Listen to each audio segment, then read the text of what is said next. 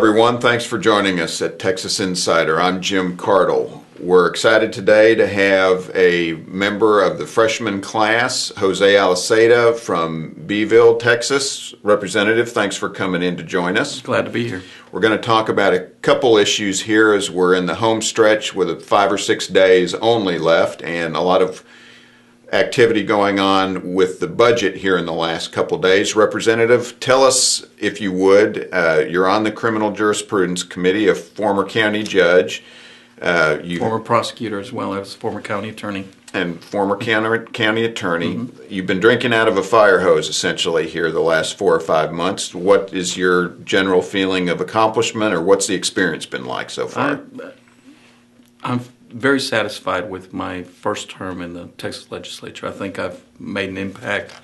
You talk about the Criminal Jurisprudence Committee. I think that a lot of members on that committee look to me because I had experience in criminal law, especially as a county attorney, as a county judge, but also sitting on the Board of Pardons and Parole gave me exposure to a lot of the issues that criminal jurisprudence ultimately, when you run an individual through the criminal justice system, what happens to them on the back end. And that was a gubernatorial appointment that you've done Right. for years. I did for 5.5 years. So you've got experience with that. Are there local issues, or has there been more focus from your perspective, or has it been a little of both? There were very few local issues that came through, but it was mainly having some influence in the types of criminal laws that we passed, tweaking the laws that were proposed.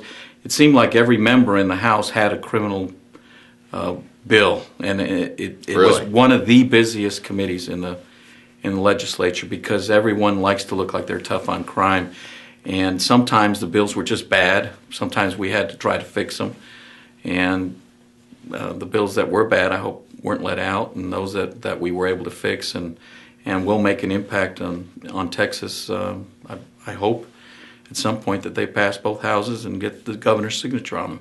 Well, speaking of a bill that's passed both bodies and that's waiting a governor's signature right now, you have been involved in the voter ID bill.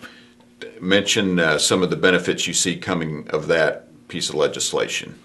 Well, for one thing, we upped the penalty on illegal voting from what was a relatively minor crime. We made it into a second-degree felony, and an attempt we made into a state jail felony. So if you're going to vote in our election illegally, that means that you aren't pretending to be someone that you're not in casting a ballot, then if you're caught, there could be some very significant penalties. And you've prosecuted people. I mean, for a lot of our listeners, in the major suburbs of Texas, it may not seem like a viable issue, but in your part of the state, it's a real problem. Well, I think actually there's a perception by the public that has become more of a problem because we have groups out there like Acorn registering Mickey Mouse and the Dallas Cowboy team cheerleaders, yes. And there was just a perception. Actually, the voter ID bill, I think, had more to do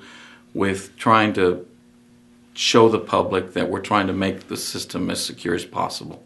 And it just makes sense in today's society that you need an ID for anything. Why not to vote? And the fact that the Democrats fought it so hard makes me believe that were they really serious that this was about disenfranchising, or were they hoping the doors would stay open for voter fraud? And that's what concerned me. So I think we did a significant piece of legislation that will bring some confidence into the electoral system. And confidence is one thing you mentioned the last time we spoke. Mm-hmm. In your part of South Texas in the Valley, there is a lot of concern or disengagement due to the lack of trust in our election process, correct?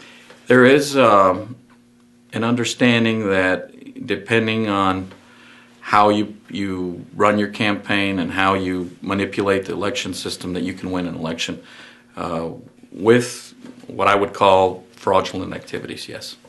Okay, let's change. Congratulations on your work there. Let's change subjects real quick because I know earlier in the session you were concerned regarding the budget about seniors issues and particularly nursing home funding. Has that been resolved, or what have you seen there lately? I think the Finance Committee and the conference between the Senate and the House resolved a lot of those issues. For not just me, other members had the same concerns.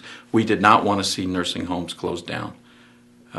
We wanted to make sure that our kids were educated, and we were putting enough money into that. So in the end, I'm satisfied that it looks like this budget is going to be a good budget. Because it was a question of establishing priorities. That's right. And healthcare and education make up the brunt. We made some major cuts. I think there's not going to be a state that has made the cuts that we've made in this budget cycle that could claim credit for what we did. We actually got a good budget that made significant cuts. Speaking of cuts, again, changing issues, you and I were talking before going on the air here. You're going to be running in a new district. There's been the redistricting process. The House has passed its new map. The Senate, its map. Congressional redistricting is still to go, but you are going to be running in a 60% new district. Talk about your new area, or what that process was like. Well, because South Texas has grown so much, I had Todd Hunter's district and Raul's and Connie's, which are my bordering districts. They collapsed into. They took a district that used to be three, actually a county that had 3 state representatives, and you're talking about 2. 3 freshmen: yourself, Raul Torres, and Connie Scott. Right, and I ended up having to pick up some of Todd Hunter's district, and also lose some of my current district and pick up some new counties. So it's going to be a challenge because, like you said, it's almost as if I'm running in a district that's 60% new to me. They're not going to know me. I'm hoping that they will hear that I've done a good job for my current district and give me a vote of confidence and bring me back. And regardless of what area, particular county by county, I know it's been covered extensively this session, the Sanctuary Cities bill that you all passed in the House.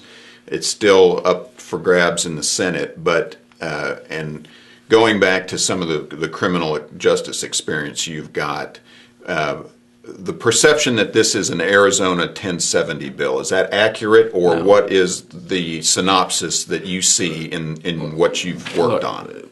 Sanctuary Cities is very simple to explain. It's an existing 1996 law that was signed by Bill Clinton that had absolutely no teeth. Okay. And all it said is that governmental entities cannot have policies that prohibit individuals from inquiring into immigration status.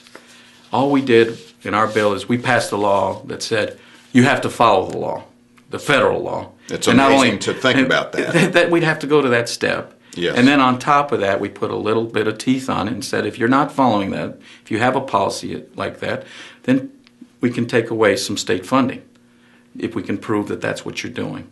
So all we did was put some teeth in the law.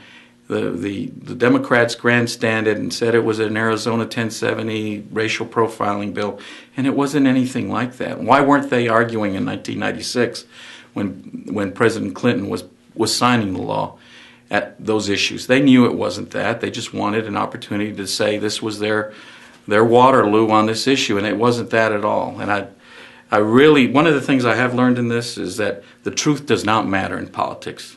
Well, I was going to ask. It's how you make what the public perceives as the truth through propaganda, through the press, through the media, and what you make it up on the floor. You can make the truth on the floor by just taking a position that it appears as if you're arguing the truth. So the perception in politics, as they say so often, is the reality. Here you're describing what is likely to be a visible issue, but yet all you were doing was voting to recommend that the laws on the books be followed. That's right. We passed a law to tell people to follow the law, and that was it. And it seems ridiculous that we had to do it, but guess what? They were not following the law. Well, to leave it on a serious, if it were not so serious, it'd be categorized otherwise, certainly, and it sounds like you've had a worthwhile but somewhat frustrating. It's been a tough legislative session with the budget. We appreciate, I know you've got to run back over there. Appreciate you coming in. Representative Jose Aliseda from District 35 down in Beeville. Good luck this remaining week. Thank you. Folks, be sure and tune back in for more from Texas Insider. And remember, you're either an insider or you're not. I'm Jim Cardle.